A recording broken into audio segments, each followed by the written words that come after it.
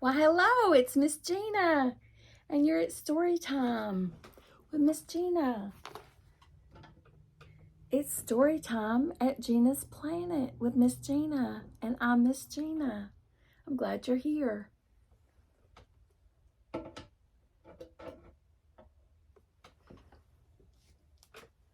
some of our friends wanted to listen.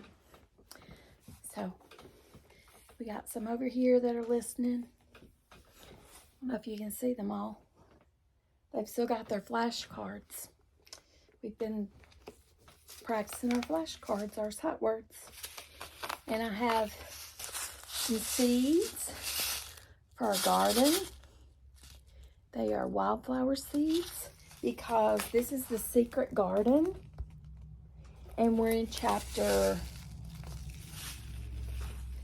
was it chapter 2? I'm going to check with our table of contents. I think so. It says our first chapter was There Is No One Left. And then chapter 2 is Mistress Mary, Quite Contrary. And that is where we are. Mary, Mary, Quite Contrary. How does your garden grow? So if you don't know that little poem, maybe you need to look it up. Because how's your garden grow? So these are from my garden, and I've been using them as a bookmark. All my seeds. I'm going to lay them there. So we're on chapter 2 of The Secret Garden, the pretty book. And so we're going to jump right in. Mistress Mary, Quite Contrary, chapter 2.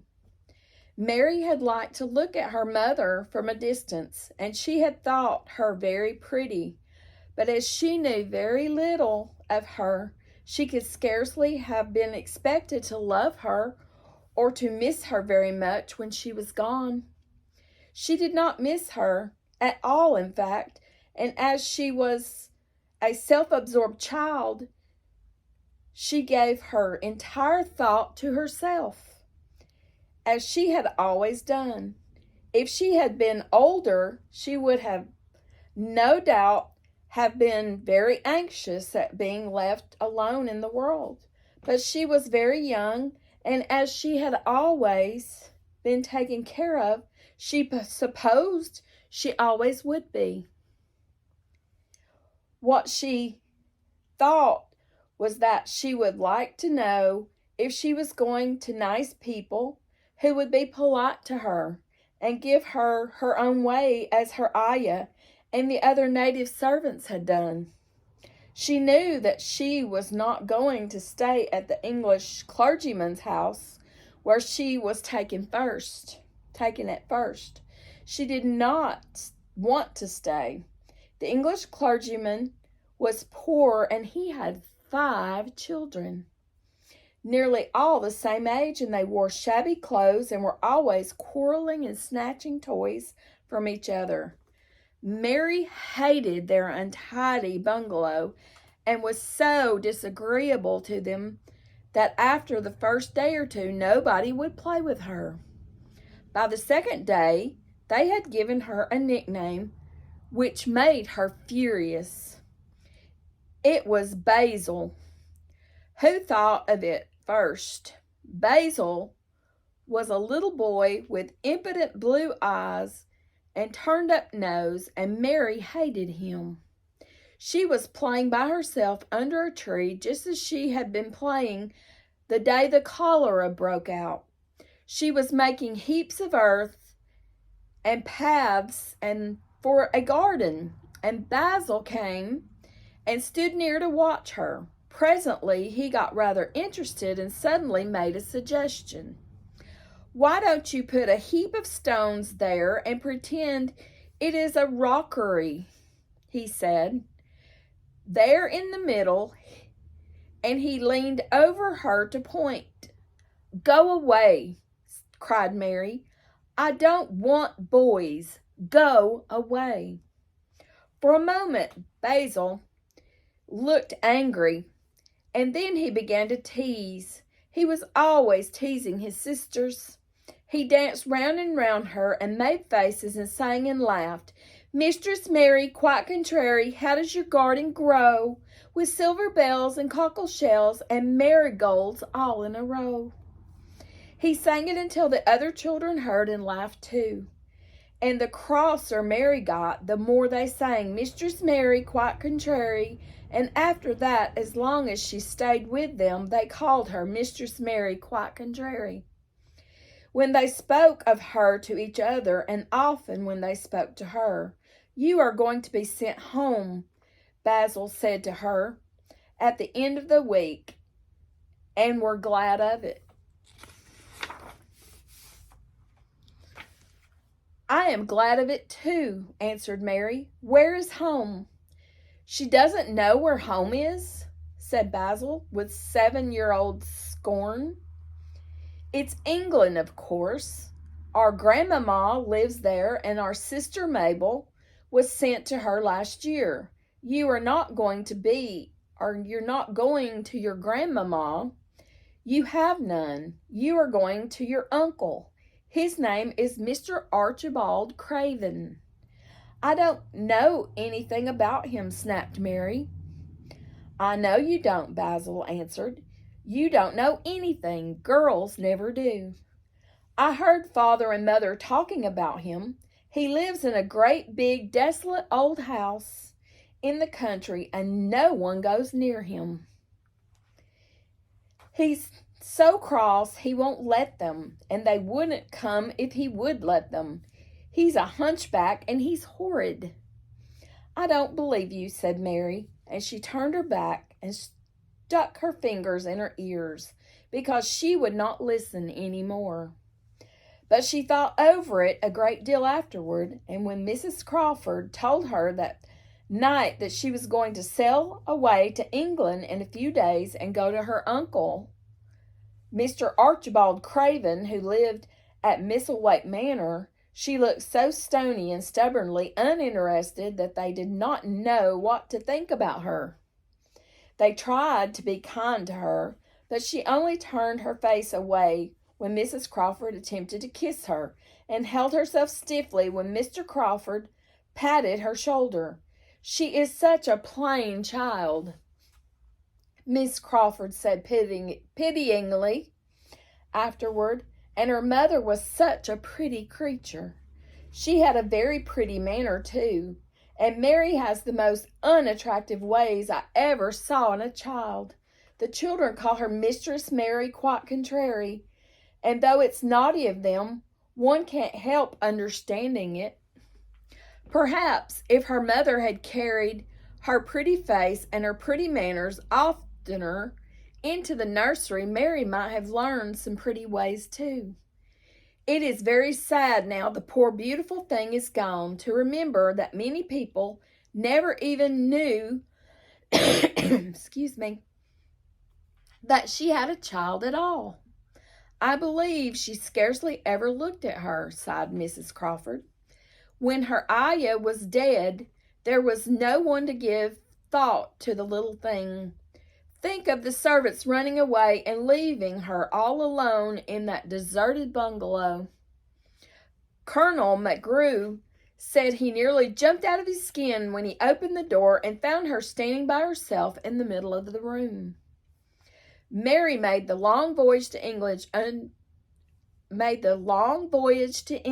under the care of an officer's wife, who was taking her children to leave them in a boarding school. She was very much absorbed in her own little boy and girl, and was rather glad to hand the child over to the woman Mr. Archibald Craven sent to meet her in London. The woman was his housekeeper at Misselthwaite Manor, and her name was Mrs. Medlock.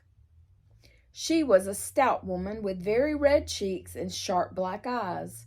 She wore a very purple dress and a black silk mantle with jet fringe on it, and a black bonnet with purple velvet flowers which stuck up and trembled when she moved her head.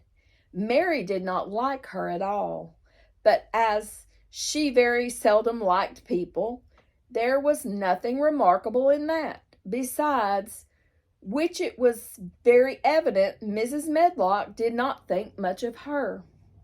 My word, she's a plain little piece of goods, she said. And we'd heard that her mother was a beauty. She hasn't handed much of it down, has she, ma'am? Perhaps she will improve as she grows older. The officer's wife was good-naturedly.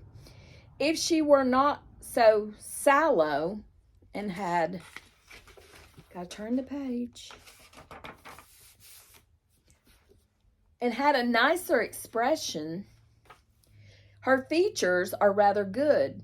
Children alter so much. She'll have to alter a good deal, answered Mrs. Medlock, and there's nothing likely to improve at Misselthwaite, if you ask me. They thought Mary was not listening because she was standing a little apart from them at the window of the private hotel they had gone to. She was watching the passing buses and cabs and people, but she heard quite well and was made very curious about her uncle and the place he lived in. What sort of place was it, and what would it be like? Or what would he be like? What was a hunchback? She had never seen one. Perhaps there was none in India. Since she had been living in other people's houses and had had no ayah, she had begun to feel lonely and to think queer thoughts which were new to her. She had begun to wonder why she had never seemed to belong to anyone, even when her father and mother had been alive. Other children seemed to belong to their families, fathers and mothers, but she had never seemed to really be anyone's little girl. She had had servants and food and clothes, but no one had taken any notice of her. She did not know that this was because she was a disagreeable child. But then, of course, she did not know she was disagreeable. She often thought that other people were, but she did not know that she was herself, that she was so herself. She thought Mrs. Medlock the most disagreeable person she had ever seen, with her common highly colored face and her common fine bonnet. When the next day they set out on their journey to Yorkshire, she walked through the station to the railway carriage with her head up and trying to keep as far away from her as she could, because she did not want to seem to belong to her. It would have made her angry to think people imagined she was her little girl. But Mrs. Medlock was not in the least disturbed by her and her thoughts. She was the kind of woman who would stand no nonsense from young ones. At least that is what she would have said if she had been asked. She had not wanted to go to London just when her sister Maria's daughter was going to be married, but she had a comfortable, well-paid place as housekeeper at Misselthwaite Manor, and the only way in which she could keep it was to do at once what Mr. Archibald Craven told her to do. She never dated even to ask a... She never dared... She's not dating her. Somebody in her family's getting married, not her. She never dared even to ask a question. Captain Lennox and his wife died of cholera, Mr. Craven had said in his short, cold way. Captain Lennox was my wife's brother, and I am their daughter's guardian. The child is to be brought here. You must go to London and bring her yourself. So she packed her small trunk and made the journey. Mary sat in her corner of the railway carriage and looked plain and fretful. She had nothing to read or to look at, and she had folded her thin little black-gloved hands in her lap. Her black dress made her look yellower than ever, and her limp light hair straggled from under her black crepe hat. A more marred-looking young one I never saw in my life, Mrs. Medlock thought. Marred is a Yorkshire word and means spoiled and pettish.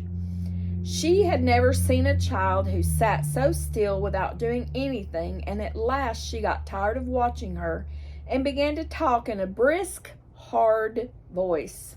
"I suppose I may as well tell you something about where you are going to," she said. "Do you know anything about your uncle?" "No," said Mary. "Never heard your father and mother talk about him?"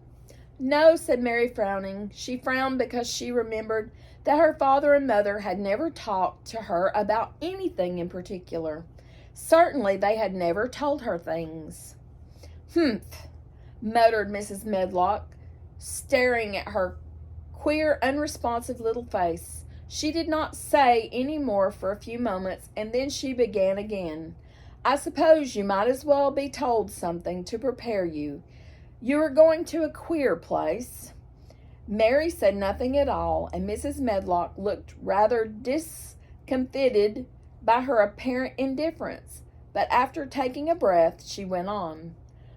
"Not but that it's grand big place in a gloomy way, and Mr. Craven proud of it in his way, and that's gloomy enough too.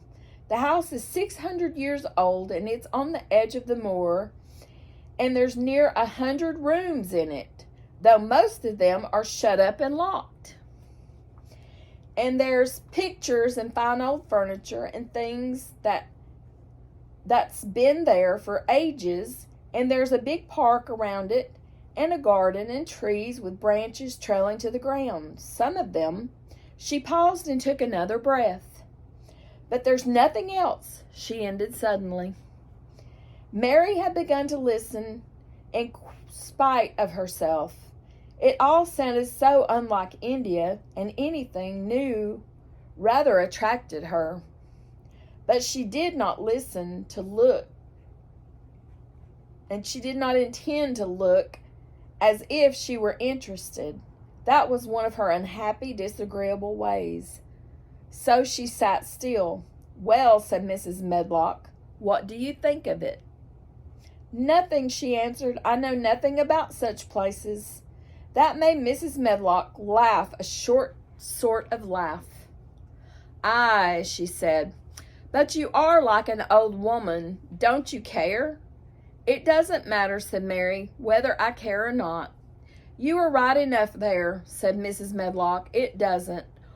What you're to be kept as Misselthwaite Manor for, I don't know, unless because it's the easiest way.